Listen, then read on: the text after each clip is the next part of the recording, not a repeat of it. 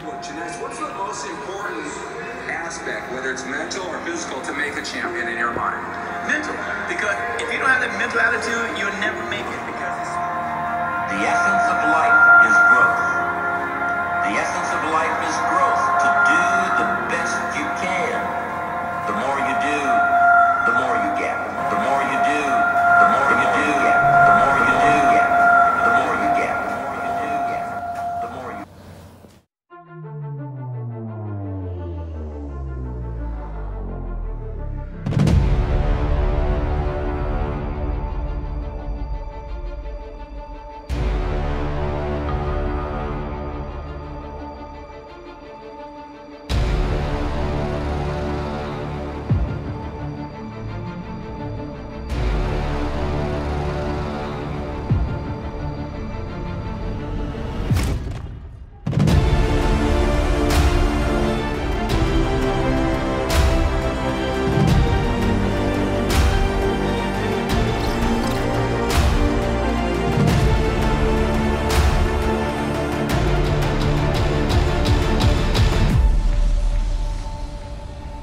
What is going on, guys? Timothy here from Collegiate Aesthetics. Welcome back to my channel. I hope you guys enjoyed the little skit in the beginning.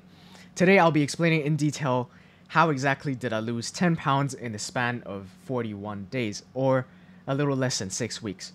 I'll be as transparent as possible and tell you guys what I eat, how much do I eat, how I train, what supplements do I take, if any, and do I do cardio, and just basically everything you need to know so that you can emulate some things that I do if you're looking to shed some extra pounds that you put on right after a holiday, or because summer is just around the corner and you want to look good on the beach. When I do a cut in the future, which is actually in a few days, I will not do anything differently because this is what I find to be the best, most enjoyable way and sustainable way of cutting, as it does not require you to eat chicken and broccoli every single meal.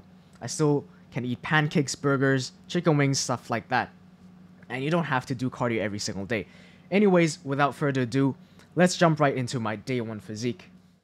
Alright guys, so this is day 1 of my cut, which has been a while back on October 26, 2020, weighing in at 146.3 pounds. Here's a complete transparent showcase of my physique as to how it looks with no pump, no gym lighting, which is similar to the final physique, which I'll be showing you guys later on. The first 15 seconds you just saw on screen is how I walk around looking like when I'm not purposefully tightening up my core or flexing. With my laser eye vision, I'm estimating myself to be roughly around 20% body fat, mainly due to the reason that my genetic composition results in the majority of body fat being stored mainly in my quads and my glutes. One thing that I think you guys should know is that even though you can still see prominent abs, it is mostly because I did specify core training, which results in it being quite visible despite not being sub 15% body fat. When it comes to my body fat distribution on the upper body, it's relatively even. You see some subcutaneous fat, which is a fancy word for saying the fat that's underneath your skin, being stored in my arms, shoulders, my back, and midsection. I think I'm quite fortunate when it comes to fat distribution, as you see some guys just having the majority of the fat being stored in their belly, which makes it harder for them to create the V-taper that most of you guys watching are striving for. Make sure you guys watch till the end to see my final physique. Now that I've shown you guys the starting point, let's get right into how I eat. Before that though, I want to give you guys tips and rules that I go by during a cut, which really helps me minimize unnecessary calories during the day. First of all, I have a major sweet tooth and I cut out sugar, and that's a huge one. I don't cut up carbs. Carbs are good for you. They fuel my workouts and keep me energized. Sugar though, sugar is what I cut out. So I don't eat ice cream, I don't drink sodas, I don't eat chocolate at all during my cut. If I crave sugary snacks, I just go for a protein bar, which has like 20 grams of protein in it. And it satisfies my sweet tooth and gives me a bit of protein in a day as well. So when I crave soft drinks, I'll either have 0-calorie drinks or carbonated water. So like Coke Zero or Diet Pepsi. You don't need the real thing, okay? So you don't want to waste your calories on a Starbucks coffee either, because 1, it has barely any protein in it. And 2, it will not keep you full at all. So no sugar, and I drink shit tons of water to keep me hydrated and full. So just to show you guys, like I probably drank like 4 cups, no, actually 5 cups already today, and it's like only 1:30 in the afternoons. So yeah, it helps keep me full and keeps you hydrated as well. So, and you should do that. Alright, getting into the calories and macros. My maintenance level sits at around 20 to 50 calories. So to start off my cut in my first week, I didn't want it to be aggressive, so I aimed for a 300 calorie deficit, consuming around 1950 calories. The thing that keeps me on track for my cut is that I keep track of my daily weigh-ins and the calories that I eat daily, so I would know what to tweak if I do see my weight going somewhere unexpected, be it losing too much fat too fast or barely losing at all. See, when you go on a cut, obviously you want to lose fat, but if you have a huge caloric deficit, it might cause you to lose gains, which is why I start off my cut with a smaller deficit and eat around 1 gram of protein per pound of body weight as suggested by the systematic review by Dr. Eric Helms researching the optimal protein intake of athletes to preserve muscle mass while on a calorie-restrictive diet. For me, that would be around 140 grams of protein per day because I weigh around 140 something-ish. So a lot of people obsess counting their macros. I did it before as well, but it's really not that necessary. The remaining calories, I just wing it depending on if I want more carbs or fat that day. Obviously, if you're training on that day, you'll want more carbs to fuel your workouts. Now, at the end of the day, calories and your protein intake matters the most when it comes to losing weight. Obviously, in the skit-like intro of this video, it says I can't eat burgers or KFC, but that's simply not true. If you do things properly, you can fit them in your meals as well. So, during the first week, I trained fasted. Not that I recommend you guys training fasted, but that's just something that helps keep me on track with my diet when I do intermittent fasting. So, I'd wake up, drink some coffee, and a lot of water. Caffeine is known to be an appetite suppressant, and it also minimizes the chance of me being too tired when I hit my morning training. So I finished training at around 12-ish. I would go get a fried chicken burger in Moe's Burger, and that's like 500 calories with some protein in it, keeping me full for around 2 hours. That would mean I still have 1,400 calories left for the day. Then I would go back home, finish up some schoolwork, and if I get hungry, I'd get like a protein bar, so that's another 200 calories. By around 4 o'clock, I would still have 1,200 calories left, and that's plenty. If I want something for before dinner, I would just make these amazing staple low-calorie, high-protein pancakes that I make so often nowadays that I won't get tired of. If you guys want to see how I make these pancakes, it's so fast, it's low-calorie, it's easy. So if you want to see how I make those, just comment down below and I'll show you guys in the next video. Of course, it's not going to be your New York-styled 10 out of 10 pancakes, but it's still good and it has only like 500 calories max, even if I splatter a ton of peanut butter on it. The thing is, I use 0-calorie syrup and PB Fit to replace the regular maple syrup and your regular peanut butter. So it's reduced fat, reduced sugar, everything is low. And choosing these low-calorie options so that you can enjoy your foods whilst reducing the calories you consume. I basically eat whatever I want as long as it fits into my calorie limit of 1950 calories because at the end of the day, it's calories in versus calories out that matters. With that said, I never forget to eat my veggies and fruits because you need these voluminous foods and fiber to make you feel full. So for dinner, I usually eat extremely clean and I enjoy it thoroughly, consisting of 2 chicken breasts, a shit ton of veggies that usually makes the bowl larger than the size of my head, and 2 oranges. That tends to fall right under 700 calories and keep me full for the rest of the night. So yeah, that's basically what I eat during my first week of my cut. Now I'm just gonna quickly throw in some clips from a couple months ago when I documented what I eat, so it's kind of like a vlogging style. You'll see what it is. This is how you do it, ladies and gents. Huge volume, nutritious, high protein. Enjoy, Josh.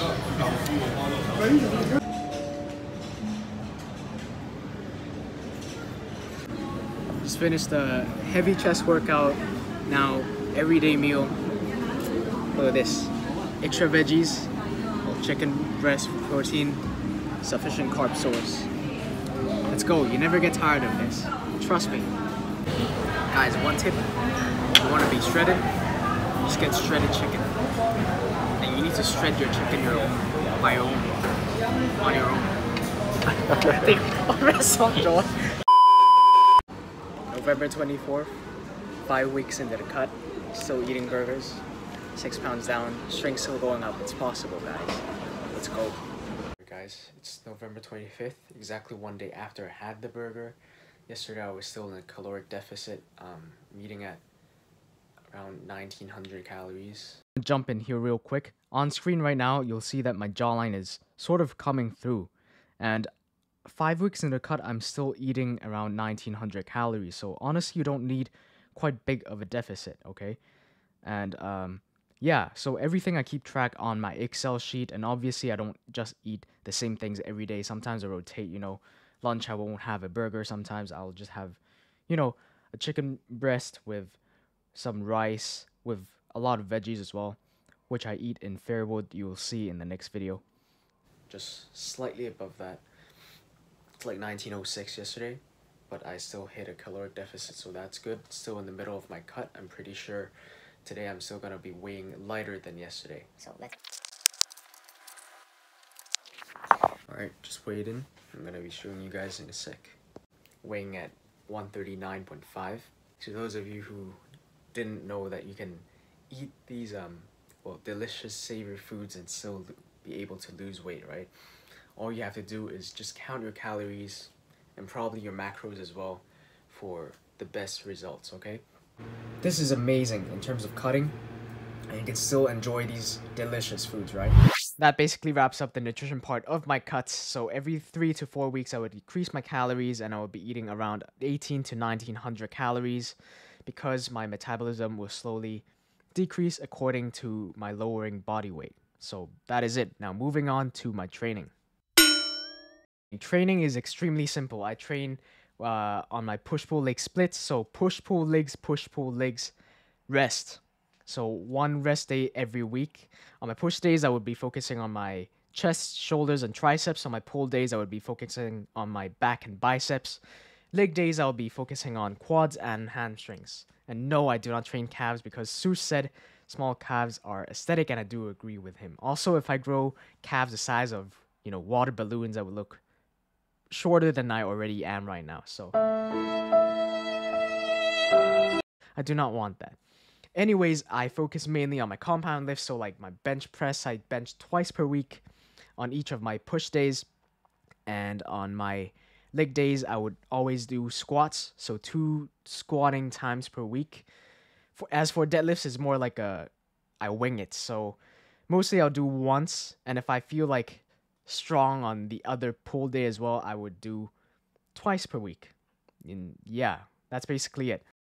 Speaking of deadlifts, I do train really hard and at usually pretty high RPE levels. So it does put a huge stress on my CNS, and I do have to recover. So that's why sometimes I feel like training once per week is already enough.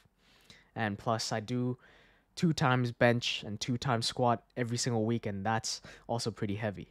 And yeah, I do need time to recover. So that is what I do. I do focus on my isolation exercises as well. Lateral raises, isolation for my biceps, my triceps push downs, bicep curls.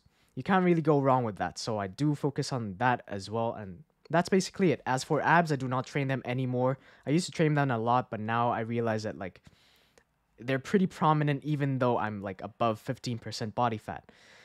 Well, with my laser eyes that I'm looking at. So yeah, I don't train abs anymore, and that is basically it for training. Alright, time for the most exciting part of this video, which is supplementation. I'm telling you guys, people go crazy when they hear about supplements. They always think it's essential, but I'm telling you, they barely matter. You just have to focus on the right nutritional intake and good training and good recovery, sleep schedule, all of that. That's really it. You need essential time for recovery, and sometimes supplementation helps that small 3 to 5%. And I'll tell you what I take personally for supplements. You guys ready? So I take this stim-free pre from MyProtein, whey protein from PE Science. I also use MyProtein supplements for whey protein, but that is basically it. And I don't even take them daily, okay? So whenever I don't hit my protein count on that day, I would take some of the whey, maybe 1 scoop for a shake, or I put them in my oatmeal. Sometimes I even make protein pancakes with them, okay? So pre-workout, I only take if I film a video for a really sick pump or if I plan to hit a PR. So it really doesn't freaking matter. I have taken creatine in my first year of training, but I have a full-blown acne breakout. Not saying it's a cause of that, but I stopped taking it. But you guys shouldn't be afraid of taking creatine. It's completely natural. It probably helps you give you that little boost of strength. Honestly, I don't even count whey protein as a supplement because it's like asking if you eat chicken breasts on that day. And you know how many times people have asked me if I take whey, I'm like, people think you automatically make gains by drinking it, but it's basically eating any meat or dairy source. So it's basically a fast ingesting protein for a quicker recovery. And if you have any confusions or misconceptions regarding whey protein, hopefully this made a bit of sense. It's a topic that everybody does not want to hear, but okay, so I don't plan out my cardio sessions like I do with my training, but I still do them once or twice per week when I'm cutting. The first week I found myself eating way more than I should, so to compensate those calories that I eat, I did more cardio like hiking, jogging, biking to burn all of those extra calories off. And in general, if I eat accordingly to my cutting calories in a 300 to 500 calorie deficit, I would not do cardio that day, or probably even that week if I just stick to my diet completely on point. But if I do overeat a lot, I would mitigate it by jogging, you know? And during these 6 weeks of cutting, on average, I do around 2 to 3 times of cardio. So I would, ask my friends to hike with me or even bike with me. It's a great time, and I mean, why not? It's good for cardiovascular health, and it helps you burn off some of those extra calories. However, there are also weeks when I barely do any because I can simply stick to the diet. This is fairly simple, and yeah, it's very easy to understand. If you overeat, just mitigate it by doing more of the cardio. You guys should understand what I'm saying. On screen here, you're looking at my final physique on day 41, December 5th, 2020. 10 pounds down, weighing in at 136.2 pounds. However, I just want to emphasize on a very, very important point, and that is that the 10 pounds I've lost during this cut is not completely fat. It's not all fat. Probably the first 2 pounds during the first week or so is simply the water loss from lower water retention due to lower carb intake, and to some extent even salt intake. For every gram of carb you take in, you retain around 3 grams of water. This is why when you cut, you have to stick to your calorie deficit and not simply rely on the scale, because sometimes you can lose up to even 10 pounds in the first week after your cut because you simply have lowered a lot of your carb intake, and probably most of those pounds are simply water, and you haven't even got down to the subcutaneous fat levels. So that's why you need an accurate way of calculating your maintenance calories to start your cut. If you don't know how, I made a video on that in my Fat Loss 101 series, so check that out in the playlist. On screen now, you'll see that I've lost most of my lower abdominal fat, and the six-pack is revealed quite clearly. There are better definitions on my delts and arms, but by no means am I shredded yet, because they'll require me to go to sub 10% body fat. You'll also see that my waist is pretty much tapered way better, and the V-taper has came out completely, so creating a way more aesthetic look as you see in most men's physique competitions. Speaking of competitions though, what is your favorite pose? Is it like the classic physique pose or the men's physique sort of hands on hips pose? Comment down below and for the algo, and I'll see if I agree with that. That is basically it for the video. Thank you guys so much for watching. Thank you for tuning in here once again. If this video helped in any case, smash the like button down below and subscribe. We're already into 200 subscribers. I'm pretty damn excited. And yeah, comment down below if you want to see any more of these videos in the future. Drop a like, smash. Yeah, I just said everything. So yeah, you know what to do. You guys know what to do. Aesthetics out.